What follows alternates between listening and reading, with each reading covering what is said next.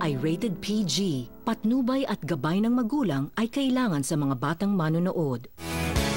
Ang programang ito ay hatid sa inyo ng Surfmatic, specially designed for your washing machine. At ng Sunsilk. Kung tayo ay matanda na, sana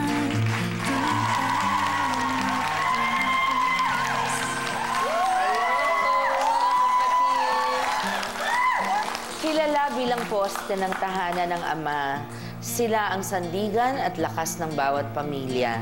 Bilang anak, gaano nga ba natin sila kakilala?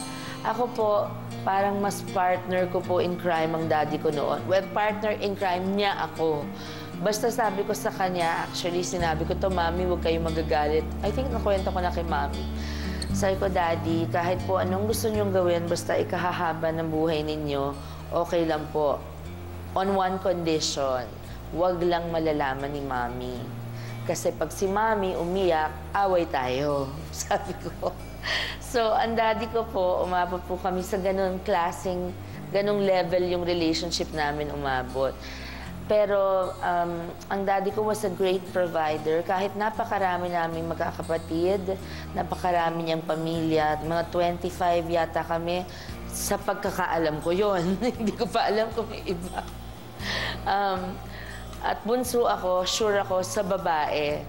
Sa lalaki, hindi ko alam. Actually, alam ko. Hi, Bibi! I miss you. Anyway, sa hapong ito, mga kapatid, sama-sama nating tuklasin ang tinatagong lihim ng tatay. Ako po si Sharon, kasama mo, kapatid.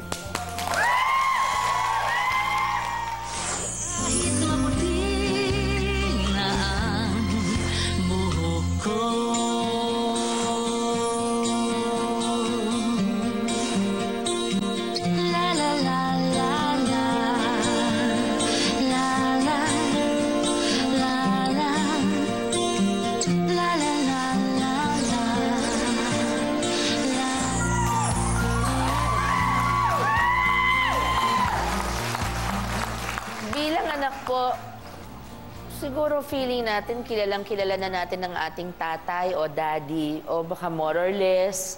Di tayo masyadong close, kaya more or less lang. Pero paano nga ba kumabasag ang ating pagtingin sa ating sariling ama? Ford, ikaw, anong ikakabasag ng iyong pagtingin sa iyong tatay or ikawawasak ng puso mo pag nalaman mo? Kapag nalaman ko pong ampun ako. Dahil minahal ko na po yung... Ano pag nalaman mo na... Ampun ako. Totoo bang ampun ka? Ah, hindi. Okay. Kunyari, mahal mo na tapos nalaman mo ampun ka pala. Siyempre po, sobrang sakit po sa akin na malalaman ko pong ampun ako dahil sobrang minahal ko na po yung aking mga magulang. Pero tatanggapin ko po yun ng buong puso at walang pag-aalinlangan. Oo, dahil alam mo, dapat nga malaki pang utang na loob, di ba, ng isang inampon. Hindi ko naiintindihan yung mga inampon, tapos pag nalaman nilang iba magulang nila, nagagalit sila. Hindi ko po maunawaan yun. Anyway, salamat ng marami. Okay. Eto naman po, isang pamilyang pinagbuklod ng katapatan. Kaya pa po bang tibagin ito ng kasinungalingan? Panoorin po natin to.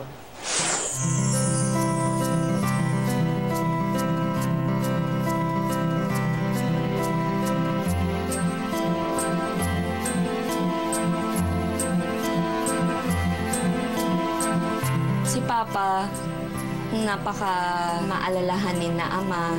Si Papa isang masipag na tatay, maalalahanin. Ang turingan namin parang parang magkakabarkada.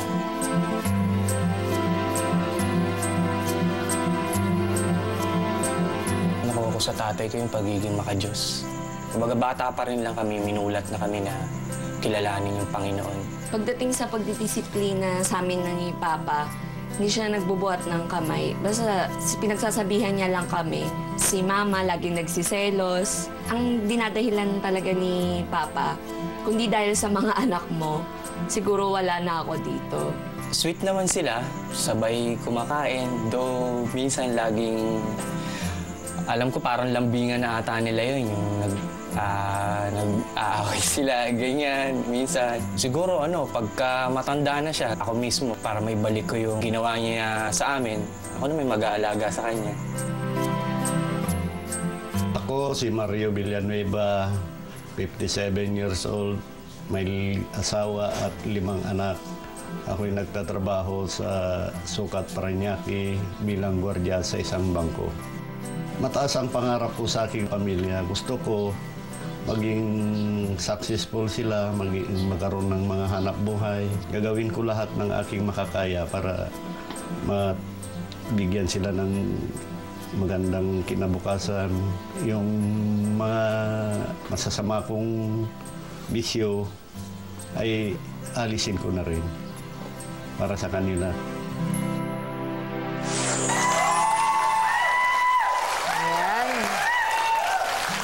Amang seguridad ng pamilya ang hangad. Si Tatay Mario Villanueva. Magandang hapon po, Tatay. Magandang hapon po rin, Xiaowi. Ayan, salamat po at pinaunlakan niyo po kami. Tay, kumusta po ang relasyon niyo mag-asawa? Sweet po ba talaga kayo? Sweet naman, Xiaowi. Ilang taon na po kayong mag-asawa? 22 years na kaming... Wow, 22 years at sweet pa rin. Malaking bagay po yun. That's very special. Sa inyo pong mga anak, gaano po kayo ka-close? Sa aking mga anak, close ako sa kanila. Kasi kung may mga problema sila, sa akin sila lumalapit. Laging nandyan ako sa likod nila. Pinagsasabihan ko lagi sila. Hindi po natatakot sa inyo magtapat? Hindi naman kasi hindi ako marunong magalit. Talaga po, pero lahat matinong lumaki. Kasi nadaan po sa pakikipag-usap ng maganda. Pakikipag-usap na maganda, saka pag minulat ko sa kanila na kailangan marunong silang matakot sa Panginoon. Napakaganda naman ng pagpapalaki ni Tatay. Tay, ano po ang kaya niyong gawin para sa pamilya niyo? Bukod sa lahat na ng ginagawa ninyo para sa kanila. Pag dumating sa siguro yung pinakamahirap na desisyong kailangang gawin, ano po ang kaya niyong gawin para sa pamilya niyo? Ang masasabi ko lang sa aking pamilya, pag may mga problema, pagsubok sa kanilang buhay, nandiyan lang ako sa likod nila. Gagawin ko lahat para sa kanila maayos ang kanilang mga buhay. Hindi ko sila pabayaan. Lagi akong nasa kanila na tumutulong sa kanila. Ayan. Open daw po ang inyong pamilya sa isa't isa. Gaya ng sabi natin kanina, walang takot mga anak niyo sa inyo po na magtapat. Pero sigurado po ba kayong lahat nasasabi nila sa inyo at kayo po ba siguradong lahat nasabi nyo na rin sa kanila? Wala po kayong nililihim sa kanila, Tay? Meron po. Naku. Naku naman. Naalala ko, tatay ko. Tay, matanong ko lang po. Malalaman natin yan, pero meron po, may lihim. Okay. Malalaman po natin ang revelasyon ni Tatay Mario sa ating pagbabalik.